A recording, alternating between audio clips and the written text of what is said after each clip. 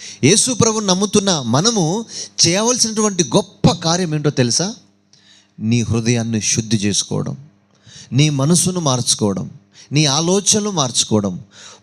పరిశుద్ధత లేకుండా దేవుని మనం చూడలేం. పరిశుద్ధత లేకుండా దేవుని దగ్గర నుండి మనము ఆశీర్వాదాలు పొందుకోలేం. పరిశుద్ధత లేకుండా దేవుడు నిన్ను దర్శించలేడు.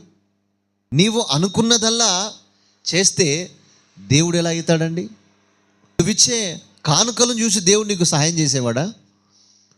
నువ్విచ్చే ఆ గొర్రెకు, నువ్విచ్చే ఆ మేకకు, నువ్విచ్చేటువంటి ఆ కొబ్బరికాయలకు దేవుడు నీకు సహాయం చేస్తాడా? అంటే నీ హృదయం ఏ విధంగా ఉన్నా దేవునికి అవసరం లేదా?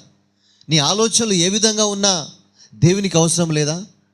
నువ్వు పాపివైనా, నువ్వు ఒక వ్యక్తిని హత్య చేసినా, నువ్వు ఎదుటివాడిని దూషించేవాడివైనా, నువ్వు ఏ పరిస్థితిలో ఉన్నా, నీ నోటిలో పరిశుద్ధత లేకపోయినా, నీ ఆలోచనలు పరిశుద్ధంగా లేకపోయినా, నువ్వు ఏ విధంగా ఉన్నా పర్వాలేదు. కానీ నేను నీకు దేవుడా, ఇగో నీ హుండీలో డబ్బులు వేస్తున్నా, ఇగో ఈరోజు నేను ఉపవాసం ఉన్నాను, ఈరోజు నేను చికెన్ తినలేదు అంటే దేవుడు సాయం చేస్తాడా?